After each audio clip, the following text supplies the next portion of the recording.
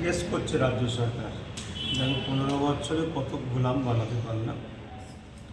আর না হয় 1500 টাকা দেওয়াতে যদি আজকে আন্দোলন করে, তারা গোলাম ছাড়া কি?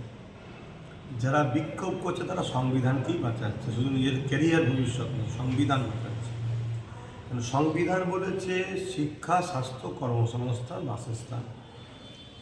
এই শিক্ষা যেমন দরকার, কর্মের জন্য চাকরি, জব, বিভিন্ন মেহনত করব, তার পারিশ্রমের রাস্তা গভর্নমেন্টকে করে দিতে হবে, সেন্ট্রাল হোক রাজ্য হোক।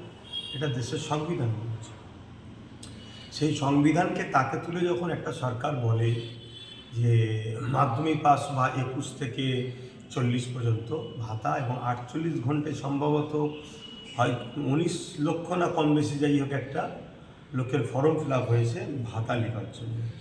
অর্থাৎ রাজ্য যে কত ছেলে যুবক বেকার আছে তার একটা ক্ষুদ্র নমুনা এটা দেখতে পেলাম। যদি রাজ্য সরকার এই প্রকল্পটা না জানাতে পারত, সাচার কমিটি যেমন বিগত আমাদের উপরে কী হয়েছে, যেমন রিপোর্টটা বার করেছে, রাজ্য সরকার নিজেই ভাতার নামে নিজের চক্রান্তকে ফাঁস করেছে।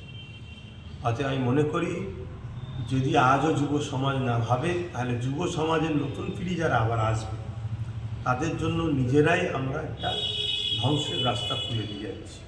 1500 হোক আর 1.5 লক্ষ হোক, ওটা কথা নয়। সরকার আমায় দিচ্ছে কেন? দেশের ট্যাক্সের টাকা।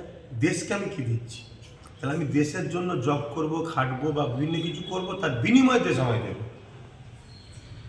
তা এর সাথে দেশের সাথে নাগরিকের সম্পর্কটা সুন্দর হলো, দেশেরও ফায়দা হবে, দেশের নাগরিকের ফায়দা হবে। এটা সরকার 1500 টাকা দিয়ে মূলত বকলমে ভোট কিনছে।